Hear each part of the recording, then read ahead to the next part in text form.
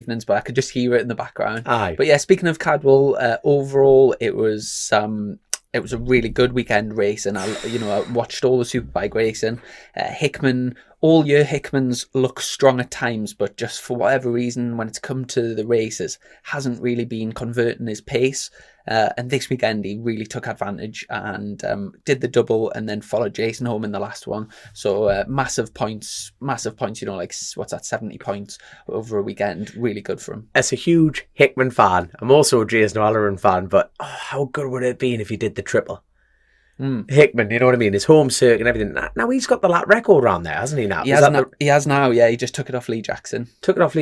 But explain the Ryan Vickers things to people that won't quite get a grasp of it, because in social media, was that on the Friday or the Saturday? No, it would have been Friday test day. Yeah, it's Friday or Saturday. I can't remember, but on I think it was Friday. It would have been the Friday, yeah.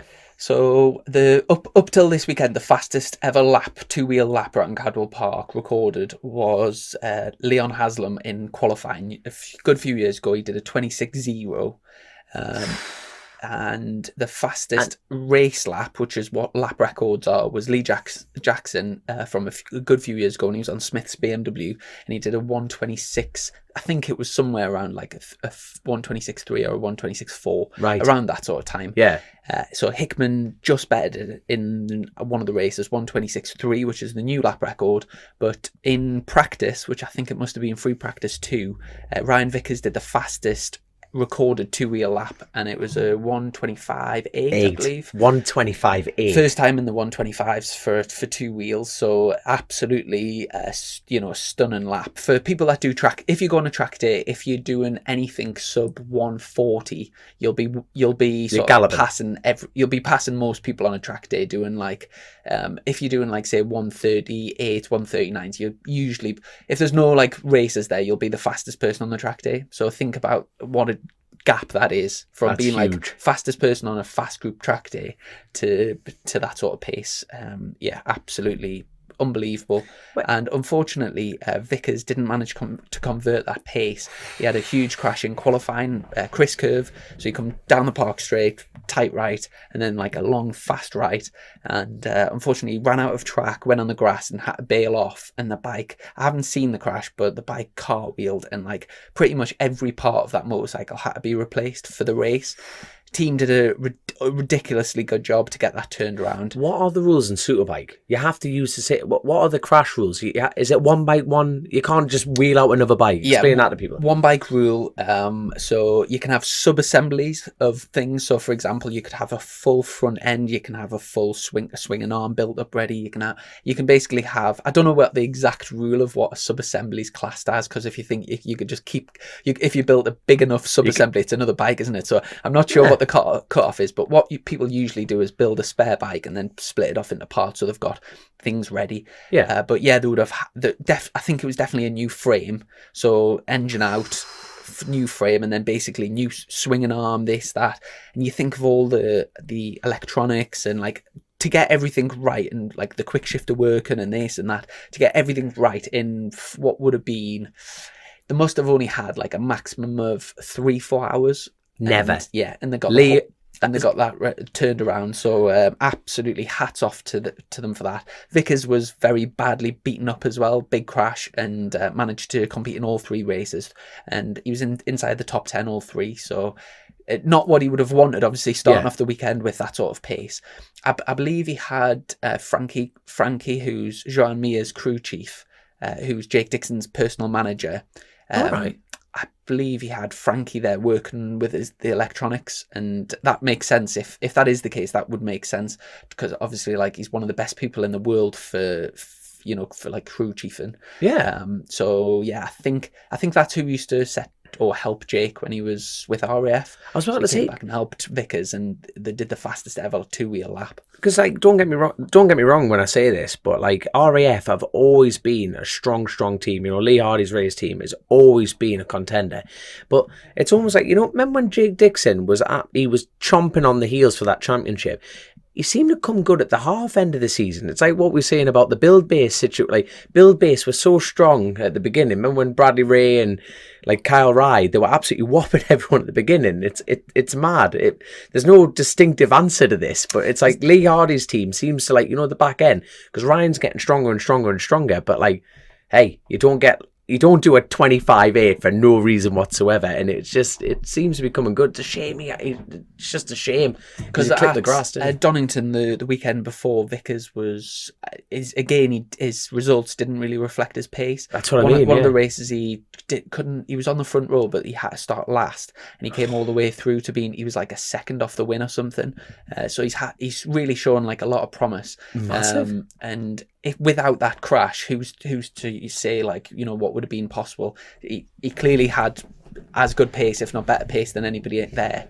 But unfortunately, this game's hard, isn't it? And you've kind of got to do as much as you can without smashing yourself up, basically. So it's a very fine line to you know, cross. But riding brilliantly anyway, and I'm sure once he's back fully fit, he'll be back up to the front. Speaking of other crashes as well, did you see Taz McKenzie's crash? Oh, that... I've actually just got it on here, actually, which I'll get Grace to put it on the YouTube, but just for our benefit. So I'll tell you what, the first thing that's come on, can we talk about that briefly before you hit play here? Brad Jones, there's been an update, hasn't it, on Brad Jones? Yeah, he's still in, I think it's the King's College Hospital, I think, in London, but he's now breathing without assistance. Brilliant. So big step forward. Brilliant. And yeah, I think there's you haven't been at BSB for the last few rounds, have you? I haven't, no. There's a big presence in the paddock with stickers on nearly everyone's bikes, T-shirts, caps, keep fighting Brad. There's the whole community's very much got behind him. Which is good. And hoping for more positive news in the near future. So we've got Taz coming through Hall Bends here. And that's Josh Brooks behind him, chasing him, isn't it? Yeah. He seems to be getting a bit stronger again, isn't he? Just clips the grass there. And yeah, absolutely massive crash.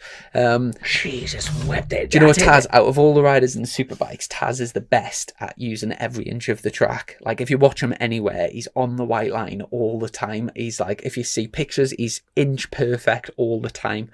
And at some point, it's got to, when you're going that close with the margins, and it's so unlucky. Like, I think everyone that's raced at Cadwell Park has dropped off onto the grass at that point, at some point. But unfortunately, I think with it being a wet grass, that was it. It came round on him like that. But yeah, Taz has been riding so well recently. He was king of Brands Hatch. I think it was like Monster Energy King of Brands. He was possibly up there. Did he get the most? Yeah, I think he got the most points at Donington as well, or definitely up there. He's been riding so faultlessly recently. But yeah, that's just one of those where the punishment doesn't fit the crime. And a big hit to his championship, but obviously with the showdown, it's sort of less important than it would be usually under normal circumstances. But it unfortunately broke, I think, at least one finger, maybe two. That was big, there's just no runoff. Like that it's got to be the tightest track. Yeah. Safety-wise, Cadwell's definitely, I would say, the most dangerous track that we race on in BSB, and just in terms of the barriers. They've over the last few years, they keep extending it by like a little bit. But if you because we've always raced there, you maybe don't like sort of think of it like that, but if you came from Europe and you came like blind and you just wanted to see all the tracks as new tracks, you would definitely go to Cadwell and Oulton and be like, whoa, there's like barriers really close and whatever. So yeah, really pleased to see him walk away relatively, you know. Yes, I know he broke his finger, but relatively okay, and obviously he'll be fit to live another day. Speaking of injured riders, Kyle Ride.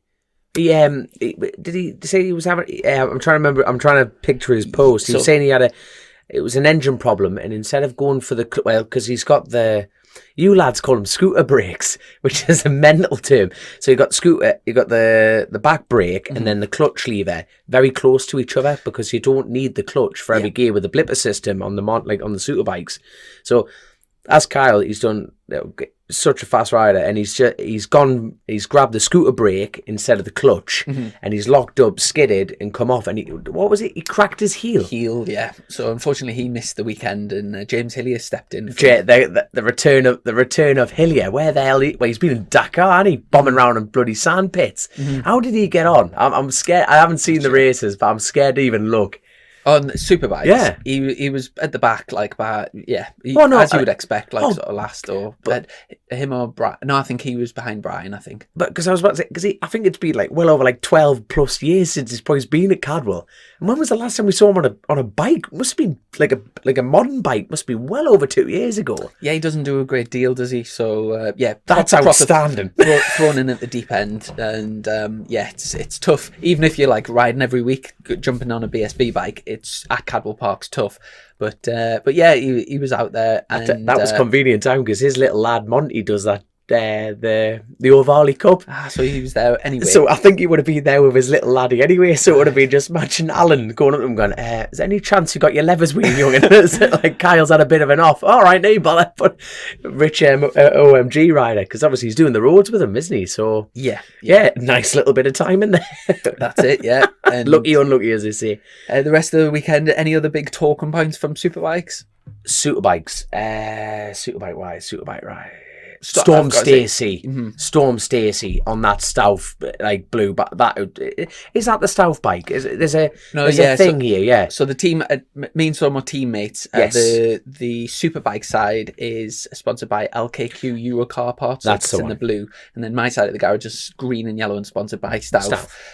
So yeah, but I think the like secondary sponsors. So I've got LKQ Euro Car Parts on my bike, and Stuff's got Stouff on his. Under one roof with different names. Yeah, that's it. Got you. I've got to say, last couple of rounds, so Storm had by far his best weekend at Donington, finishing with a 6th place in the sort of damp conditions where I think they ran intermediates, and there was not many riders have raced on intermediates before, so it was like they were all on different tyres, and came through, rode brilliantly up and finished 6th, and he seems to have massively taken confidence from that and rode really well all weekend at Cadwell. It was his first time there racing a superbike at Cadwell, and all weekend just brought his times down nicely.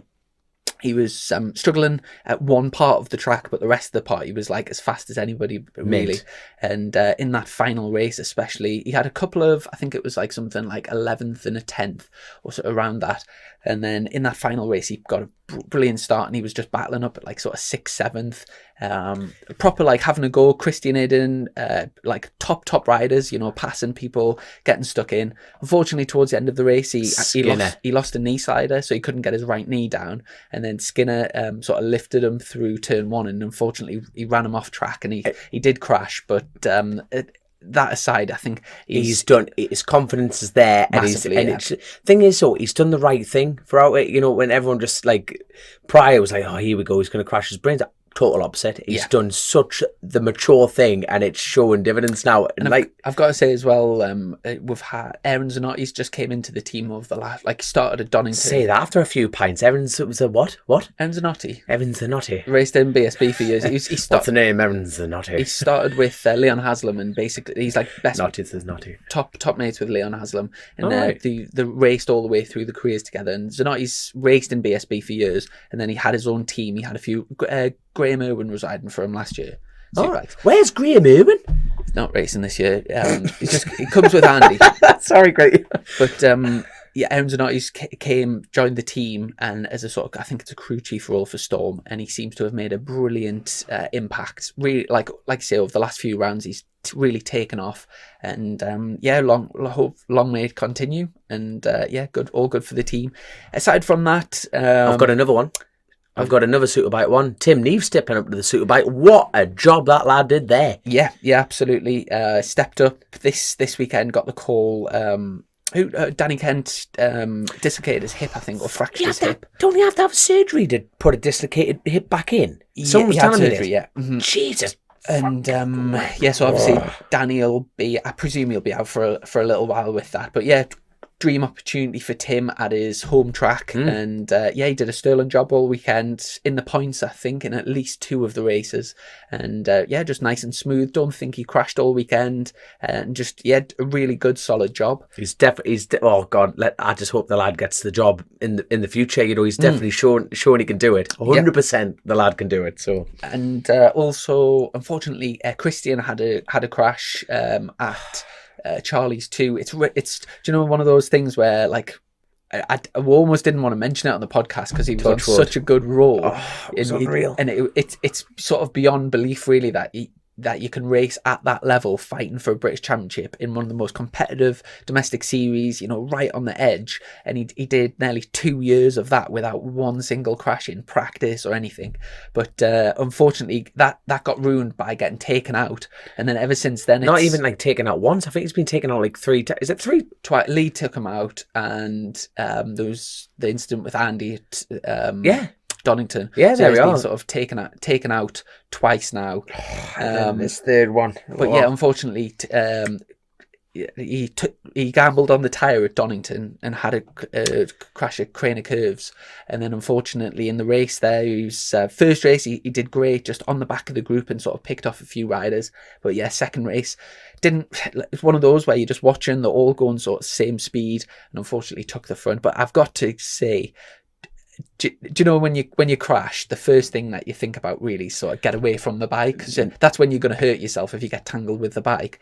But when you push your bike away, it usually digs in and flips and causes like quite a bit of damage. Fair play to Christian. Every time, both of the crashes so far he's hung on to the bike to make sure it doesn't roll, to limit the damage to the bike, all the way down Crane of Curves, and also both fast crashes. And he's braver than me. Like, I wouldn't do that. That's a respectable lad, that mind, isn't it? You know what I mean? Good lad. Good lad. But got back on and solid race in the third one.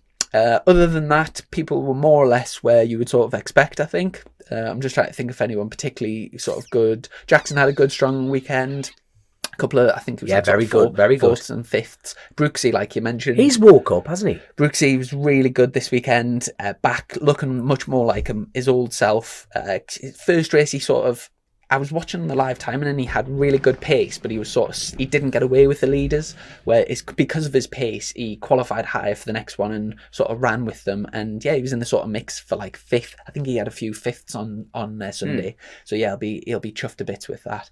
I would just like to mention from my weekend, this lad I'd never spoke to him before, but I just want to say I was really pleasantly surprised with the lad that I'm just about to tell you. So in qualifying, you know what it's like at Cadwell, dead tight, all the bikes are like dead close together, and you've got to try and get a good lap. There's also the problem that you've got two pits, so people are coming out of pit lane at the bottom and they come out of pit lane at whole bends, and it's really difficult to string a lap together.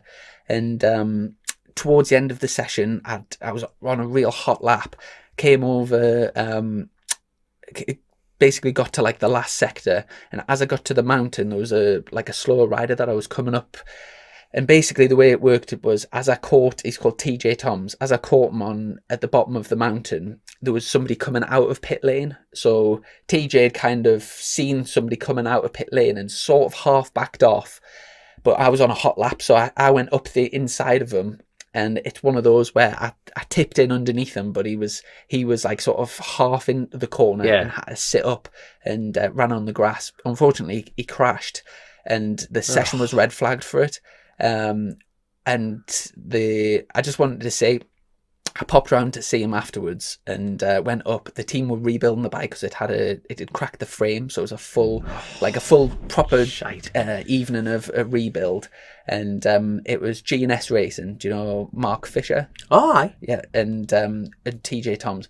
And I went up just to say, like, obviously I was partially to blame for the, obviously I didn't mean to. No. It's without me going up the inside, he wouldn't have crashed type of thing. Yes. So I just went up to see how they were and just to say, like, sorry for what happened.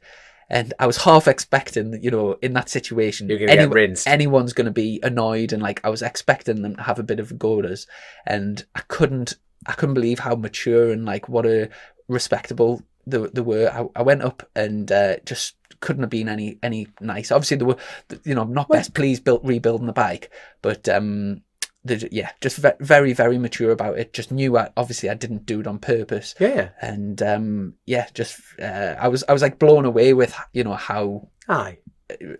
I'm trying to think of the. I know exactly what you mean. You went in there thinking you're gonna get your head ripped off, and no, they understand it was a race. It's a racing incident, isn't it? A situation unfolded in front of you that no one expected. Yeah, but I just want to say I didn't know TJ before, but he like massively went up in my estimations. And, there we are. It's how I would like to think that's how I would deal with it if it will happen to me at some point. So when it happens to me, I'm gonna try and deal with it exactly the same way. I wonder if that's how Hutchie and Mossy got on. Yes, I think. Yeah, let's talk about that. Again, Hutchie's, you know what, never taken someone out in 20 years of racing. Shut up, man. And unfortunately, went for a good, honest move up the inside, but unfortunately took. I think it was either on the curb or on the white line, just folded the front, and unfortunately Mossy was on the outside of him. I haven't seen the race, but all I heard was Mossy wasn't best pleased. Well, he wouldn't be. It's adrenaline's high and everything like that. Thing is, in the championship at the moment, the top 6 going into that race was separated by. So there was 2 people on joint first. Can you rack off the top 6? I can't remember before that. So there was 2 people on joint first. And then 1 point behind, there was 3rd and 4th. So 4th place was 1 point off the championship lead. And then there was another 5 points back to 5th and 6th. So all the top 6 were separated by 6 points. And so obviously Mossy's, he's already missed 2 races at Knockhill when he crashed. Couldn't get the bike fixed for the next one. So missed 2 races there. And also had a mechanical DNF while leading a Brands Hatch. So to have another DNF, which wasn't his fault, obviously he's going to be furious about. But yeah, like I said, Hutchie would never mean to do it. It's just it's a racing incident, isn't it? Yeah. And that sort of puts us in a nice way, it puts us onto one of the questions that we had on our Patreon page a few weeks ago, which was about the inconsistency with the penalties. And from day one, I've always said it's okay, like a short-term thinking about penalties to get a situation solved in a day or in a weekend. But if you're a long-term thinker, once you set one penalty for something, you've just created a massive problem, which is the consistency thing. Because over race weekends, there's hundreds of races. There's always loads of racing incidents. Yeah. Or you're only going to dish penalties out to like the top few riders where like it sort of counts. Or if 30th place takes 29th place out, are you going to deal with it the same way? Yeah. And it's one of those things. I've had a penalty this year. No, fair saying that though, you've said that, like I say, ever since I've met you, you've put from day one. Day one, literally day one. You've said this, and for me, one of the main things to do with racing incidents is because if me and you are out on track and we're both, say, going into turn 1. You're coming up the inside and I'm on the outside line, and we'll both try and muscle each other out, and you and I end up going down for it. That's what a racing incident is. Yes. That's if I come off worse, it's not the organiser's place to like jump in and say, well, that wasn't. He's ended up with no points. You've got loads of points, so we're going to have to try and even it out. Yeah.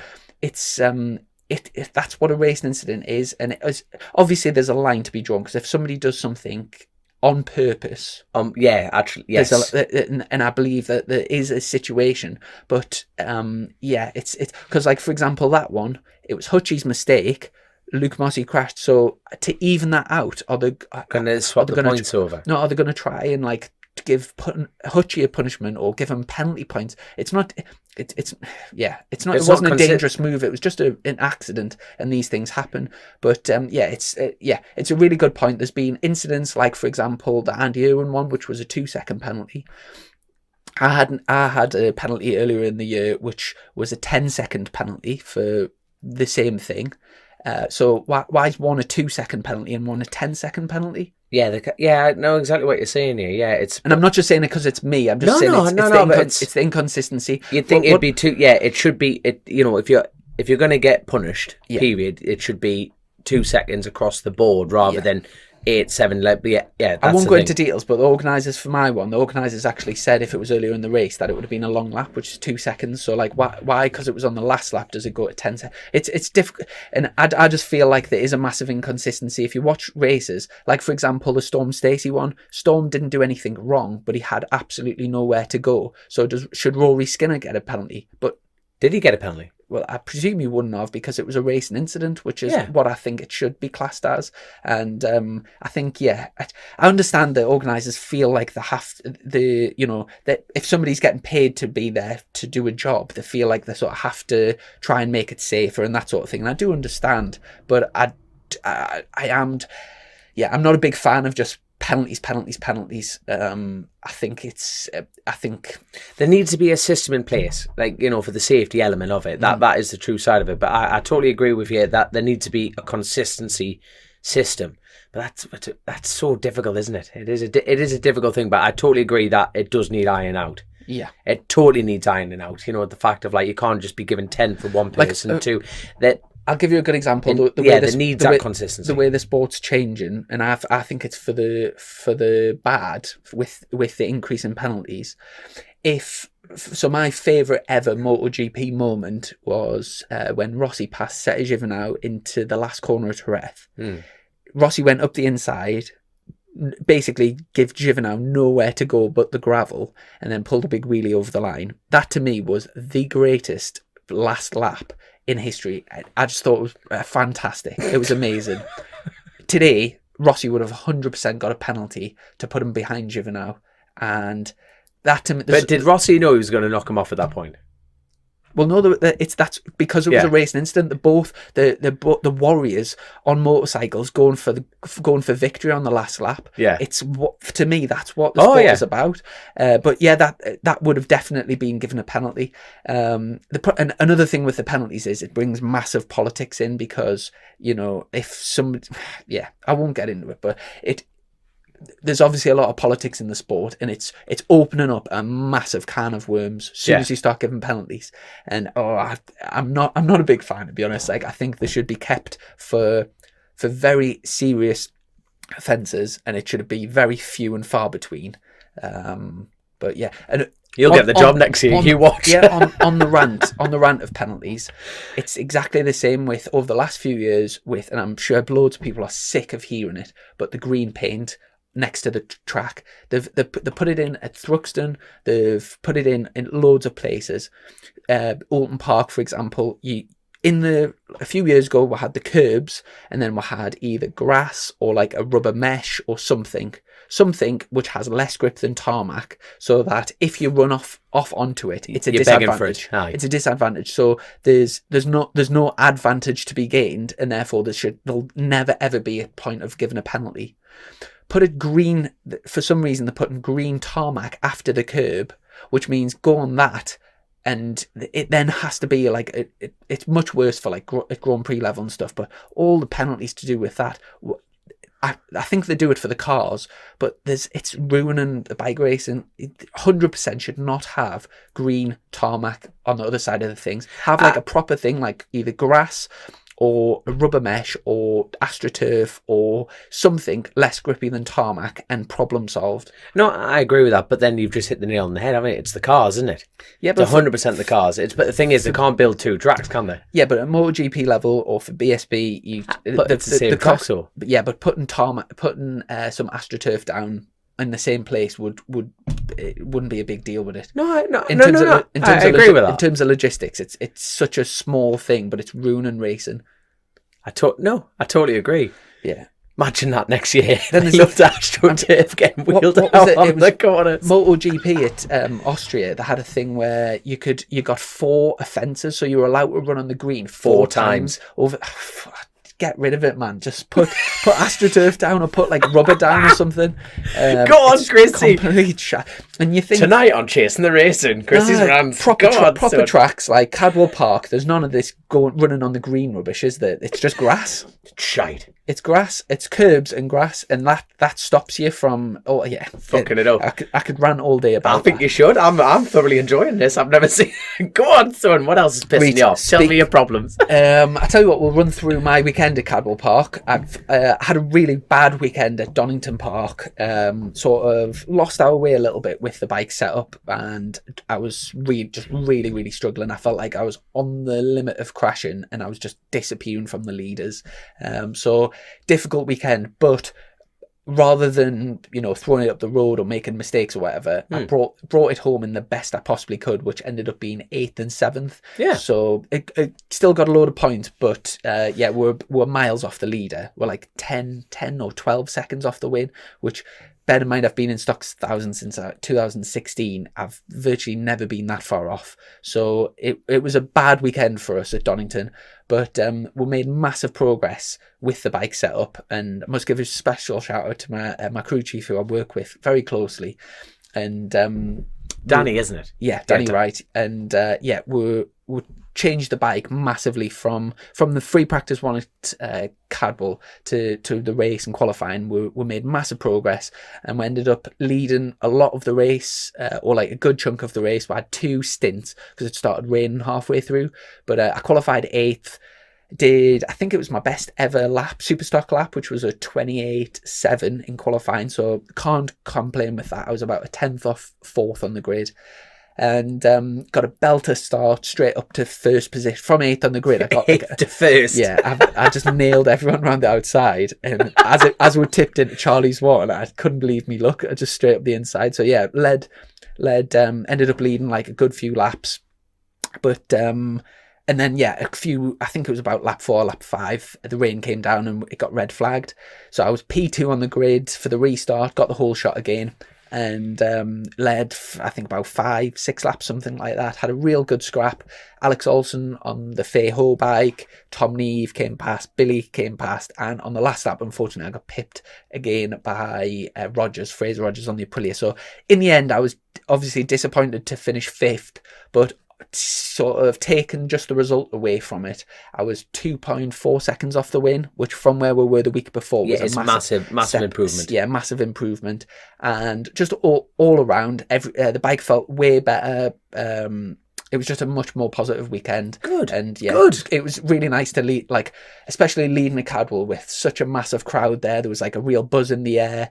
It was brilliant. Yeah, that first start was probably like the highlight of my season. I can't wait to watch it. I've heard all about it. I actually haven't watched it. I can't wait to see it. It was good. And in the great words of Piggy, did he have fun as well? Yeah, it was good. Yeah, it was a good weekend. I tell you what, fair play to Tom Neve, man. That Honda's getting stronger and stronger again. It's looking good. I think it's looking more, really good. I think it's more Tom getting stronger and stronger. No, both of them. You know what I mean? It's the fact that, package, of course, the package. Tom is doing an outstanding job. It really is. I mentioned it earlier about the top 6 in Superstock this season being like ridiculously close, and everyone seems to have had either crashes or bad luck at some point as well. So the way it's sort of evening out. The first couple of rounds, Taylor and Billy looked like the untouchable, and then all of a sudden, who was it next? I think, Rogers came through a win at Knockhill. Then Luke Mossy just started dominating and looked like he was going to run away with it. And then Olsen just started making it look easy and just dominating and just leaving everybody. So then it looked like Olsen was going to just, win it easy. And then recently, both Tom Neve mainly, and also Rogers is coming on strong. So yeah, it's all mixing up, and every weekend, one is like the person who's winning the week before is then like 6th or 7th or 8th the next week, and it's just all over the place. Where was Taylor McKenzie in this race? I was looking for the results. Where was he in that? So as we pulled away for the warm-up lap, Taylor's had a mechanical, basically his bike just pissed loads of water out, so I'm not sure what broke, but not his fault. So yeah, he was really unlucky. But like I say, look, like everyone's had sort of mechanical DNFs or been taken out or whatever. So yeah, everyone's thing. So yeah, really good racing to watch anyway. And like you said, Tom Neve came through and took the win. He also broke the Superstock lap record in qualifying with a first lap in the 27s. Mint. Stunning lap. Hell of a job, Tom. Hell of a job. Yeah, very strong. Okay, before we move on to the Super Sport, which has just gone mental, it is great to see the Paget's team back. Davy Todd, unfortunately, has got the C word, COVID. So he was actually supposed to make another debut back with the Paget's team, which is looking interesting for the future with the TT-wise, being back on the Paget squad. But Connor Cummings, what a performance. He's another one like Hillier. He hasn't been on a bike for... He's been doing a bit of supermo and pissing on, but really, he hasn't been on a bike properly. I think on the old face tube there, he was saying it was around about 10 months. Wow. And like straight on the bike and straight up there. I mean, he put the times in. The lad can ride a bike. I didn't actually see. How did he get on? Not at the back. Far from it. I'm trying to remember the specific number, but it was outstanding. Considering he's just... All he's been doing is making coffee and eating pizzas. You know what I mean? He's done an outstanding job. Yeah, good. Absolutely outstanding job. I'm trying to think who else. Croy was there. Croy. For a lad who despises Pirellis, he was banging out 29 straight away. He's quicker than me in FP1. There we are. I was trying to get a toe off my old boss. How did you feel at that? I bet you're like, for fuck's sake. But there you go. But no, what a job he's doing. Yeah. What a job he's doing, because he's on that new BM. He's on his old one. He's on his old one, because I was about to say he did Armoy for the first time. He took a brand new Alpha BMW to Armoy. I'm thinking, what are you doing? It's gonna come back looking like a motocross bike at Dorsey Pillock, man. I'd never say that to his face, obviously, but he unfortunately missed out on the points. I think he finished 16th in the end, but that's mint. Good weekend for him, and good to see him at BSB. And right, let's move on before we move on to like the Scott Redden thing of like World Superbikes and all that. I'll just have a quick look. Yeah, well, let's have a quick go at Supersport. Harry Truelove, the best surname in the paddock, and by far some of the best riding I've seen. What a performance! And he is just backing it up. Not once, not twice, 3 times. He's backing this up. What a performance! Yeah, absolute domination this weekend, and fair play to him for all the. Obviously, I was sort of teammates with them, with both the True Loves last year, and for the the effort that goes into that and all the passion that the family have got. It's really nice to see it sort of being rewarded, and Harry riding superbly. A big shout out to Ali as mechanic as well. Ali, he listens to this, so you'll have to give him a shout out. Great people, and that's the riding thing really well. But that's the thing you were just talking about, like there's Storm. He's got that bit of confidence. Confidence is beyond massive in this game. You know what I mean? And Harry is delivering on that. It's like Lee at the minute. He put it on Paul at Donington, didn't he? He did, in the Supersport, Donington Park. He's fluctuating a bit because he'll just go from up there down there, but he's still struggling. He's a bit, he goes, he gets his health back in line, then he struggles a bit and everything. Lee's doing a mint job. In terms of the championship, it was a really good weekend for Harry as well, because his main competitors, the top 2 in the championship, Perry and Kennedy, both crashed. Both big crashes in the same corner, exactly the same place. So in the first one, Perry went down, and it meant that Kennedy took a championship lead. And in the second race, Kennedy crashed in exactly the same place and properly smashed the bike up. It was like end over end over end. So Dave Tyson and that crew have got a big job to get that fixed. But yeah, it's one of those. It's the same place Christian crashed. So Cadwell, you come through turn 1, Coppice, you tip into Charlie's 1, you go over a crest, and as you start declining downhill, it's ripply the tarmac. There's a big bump on the left hand side. You're asking a massive lean angle to try and pull the bike back to the corner, and just the way the tarmac is, it sort of sets off a little bit of a chatter. And it caught Perry out. It then caught Kennedy out in exactly the same way, and it's always a big crash there as well. It's definitely brought the championship back down to them, hasn't it? It's definitely spicing up. With True Love doing the double as well. It's did they have 3 races? Sorry, did you say? Was it 3? Well, I thought Supersport. I was literally flicking between my own races. I'm like, what the fuck is going on this weekend? As far as I know, Supersport only have 2 races, don't they? Normally they do, but it was like, anyway, it's spicing up. But it was just, no, but hold on, I'm trying to think what True Love's done. He won both Cadwell races, and he won a Donington, didn't he? Oh yeah, that's on there. Bollocks. There you go, champion. So He's did the doublet thingy, yeah. But that's the confidence leading on. It's mint. I tell you what, and also the good thing about leaving these things the last minute, Chrissy, is we always get the next scoop up straight fresh off the press.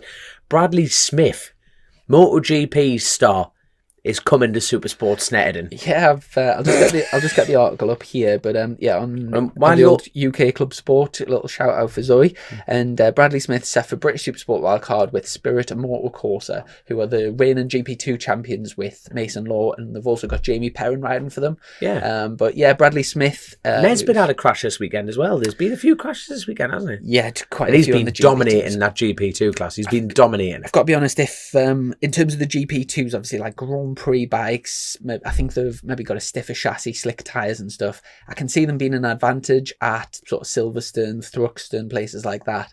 Come to Cadwell, I would definitely rather be on a Supersport bike. Right, that's interesting. They did have quite a few crashes. Dan Jones had a crash at the bottom of the mountain.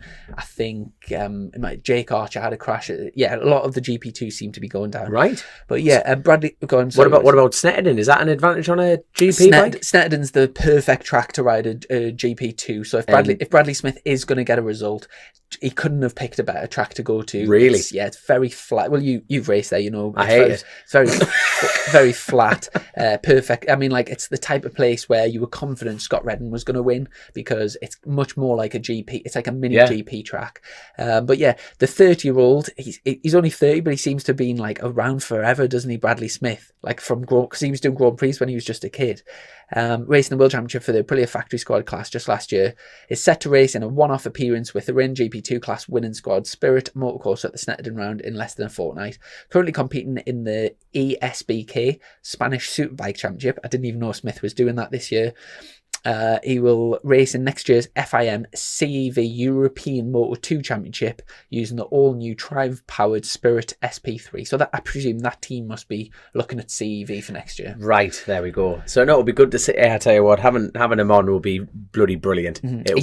He's had nearly 120 MotoGP starts across 8 years with 3 different manufacturers, including rostrum finishes and a runner-up finish in the all. I didn't even know he did that electric thing either, but in all electric 2009 Moto E World Cup. Do you know anyone that races in Moto E, by the way? No, Bradley Smith. We'll have to get him on as a guest. We do a motorbike podcast, and I don't know anything about Moto E. I like how you asked me. I know Sweet FA, mate. I'd come to this show to learn. The only news story that I can even think of about Moto E is when there was a big fire at Jerez. That seemed to be all over the news, but other than that, I never see any results or any And you need skips of water to drown the bikes in if there is a fire. That's all I know about them, but there we go.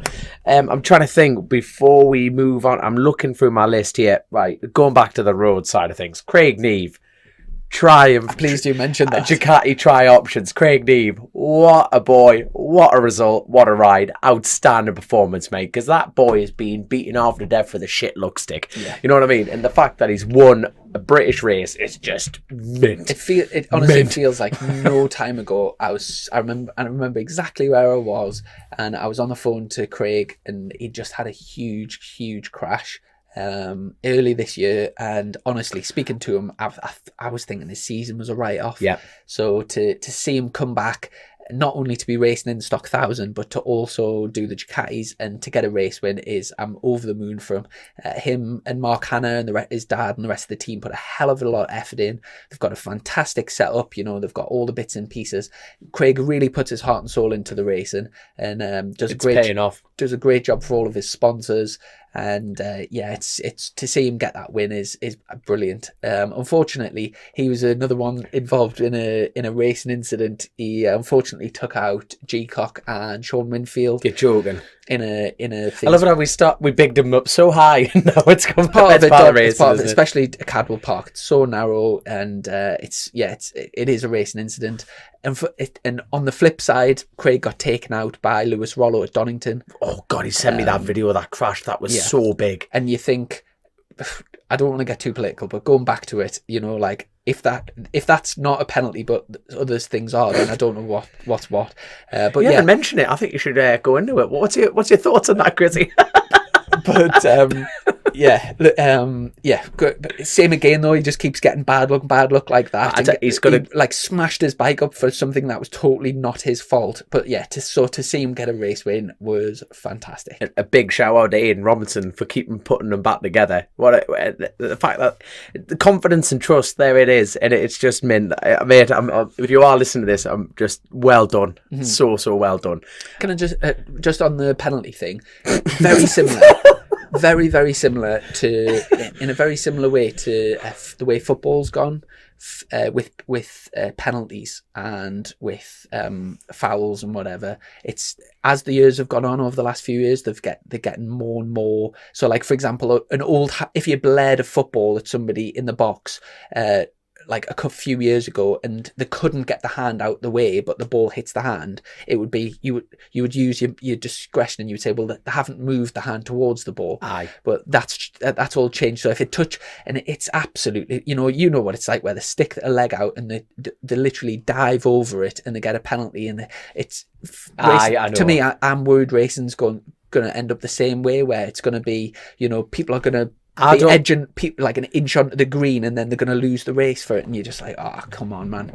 As long as the checkbook follows, I don't mind if it turns into football, to be fair. There you go.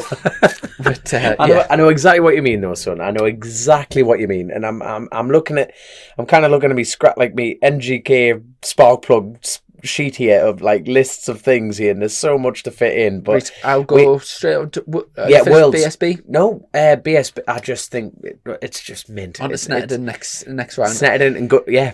In a second, I'll get the championship up. But before that, we'll just quickly go for World Superbikes.